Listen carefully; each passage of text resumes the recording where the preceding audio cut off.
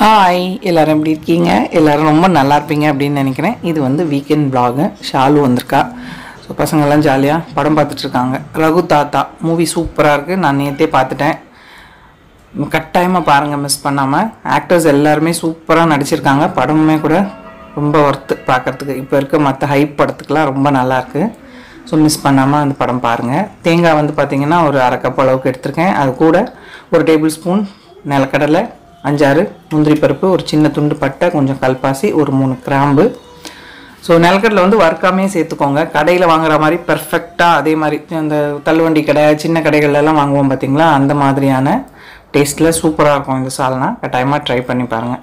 So இஞ்சி பூண்டு paste இல்லாதனால ஜிஞ்சர் கார்லிக் வந்து நான் இது கூடயே தான் கட் பண்ணி சேர்த்து அரைச்சிக்க போகிறேன். உங்கள்கிட்ட இருந்தது அப்படின்னா நீங்கள் தனியாக சேர்த்துக்கலாம். கூட 1 டீஸ்பூன் சோம்பும் சேர்த்துக்கிறேன். இது வந்து நல்லா பேஸ்ட்டாக அரைச்சி எடுத்துக்கலாம். மசாலா பார்த்திங்கன்னா ஒரு 2-3 ஐட்டம் காலியாக இருந்தது. ஸோ அதெல்லாம் ரீஃபில் பண்ணிக்கலாம் அப்படின்ட்டு பாட்டில்ஸ் எடுத்துகிட்ருக்கேன்.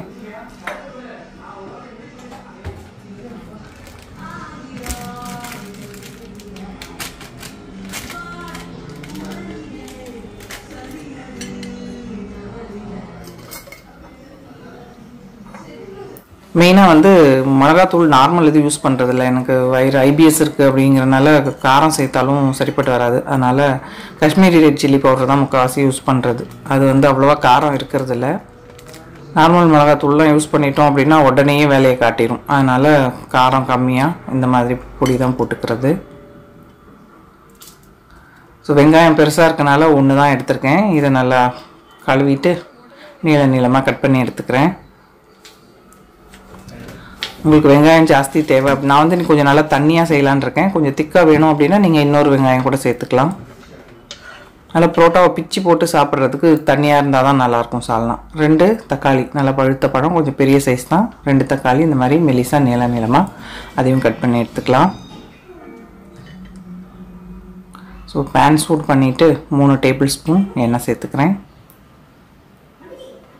இதில் தாளிக்கிறதுக்கு பார்த்திங்கன்னா ஒரு பிரிஞ்சி இலை, ஏலக்காய் ஏற்கனவே அரைக்க மறந்துட்டேன் இல்லையா, அந்த 2 ஏலக்காய், ஒரு சின்ன துண்டு பட்டை, அவ்வளோதான் தாளிக்கிறதுக்கு.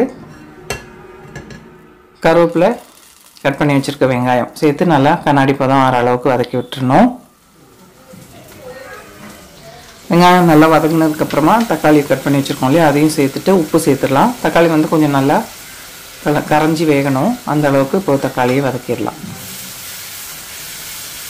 இப்போ இருக்க தக்காளிலாம் வர சீக்கிரமாகவே கரையாது, முழுசாக அப்படியே நின்றுட்டுருக்கும். ஸோ கொஞ்சம் டைம் எடுக்கும் தக்காளி வதங்கிறதுக்கு. அதுக்குள்ளே இவங்க என்ன பண்ணுறாங்கன்னு போய் பார்க்கலான்னு போகிறேன்.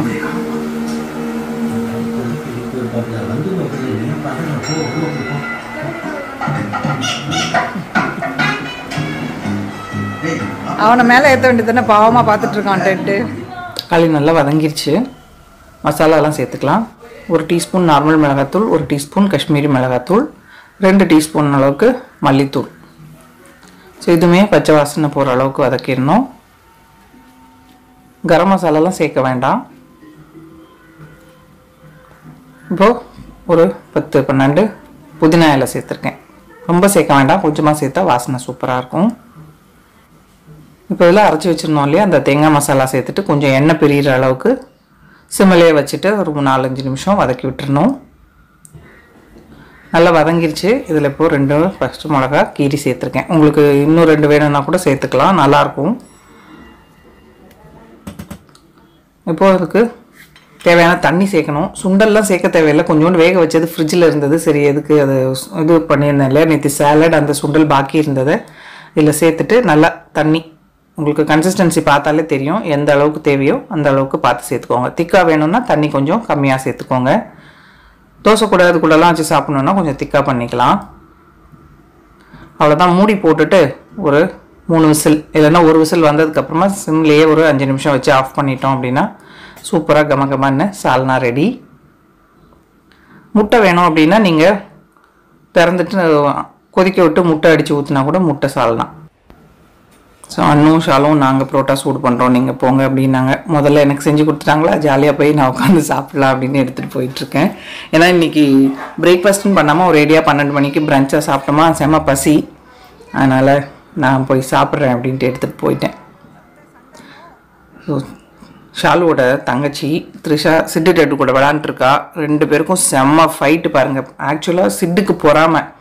அவன் ஃபெச் வந்து டெட்டு தான் விளாடுவான். அவன் சிட்டு விளாடவும் மாட்டேங்கிறான். ஆனால் போய் ஒரே சண்டை, அவன் கூட செம்ம சண்டை பாருங்கள். பார்க்குறதுக்கு சாது மாதிரி இருப்பான். டெட்டு தான் பாவம். சிட்டு சரியான வில்லப்பைய எப்படி சண்டை போடுறான் பாருங்கள்.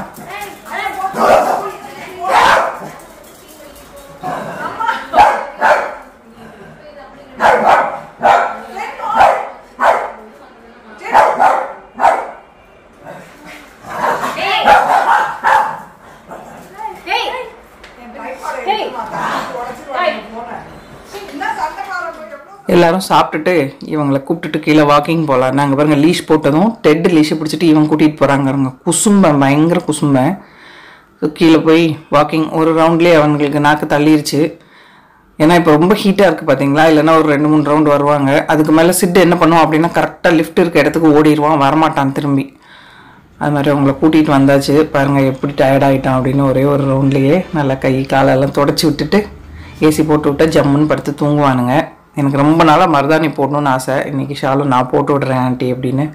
ஏற்கனவே வீட்டில் வாங்கினது இருந்தது, அதான் போட்டுட்ருக்கா. சாப்பிட்டு எல்லோரும் சேஞ்ச் பண்ணியாச்சு. பெர்லின்னு இன்னொரு மூவி போட்டு விட்ருக்கோம். அது பார்த்துட்டே அப்படியே கதை அடிச்சுட்டு எங்களுக்கு வந்து இன்றைக்கி கேர்ள்ஸ் நைட் அவுட் மாதிரி ஆகிடுச்சு. வீட்லேயே நாங்கள் எல்லாம் சேர்ந்து ஸ்லீப் ஓவர். ஸோ ஜாலியாக கதை எல்லாம் அடித்து பார்த்திங்கன்னா 2-3 மணி ஆகிடும் தூங்குறதுக்கு. நல்லா போடுற அழகாக.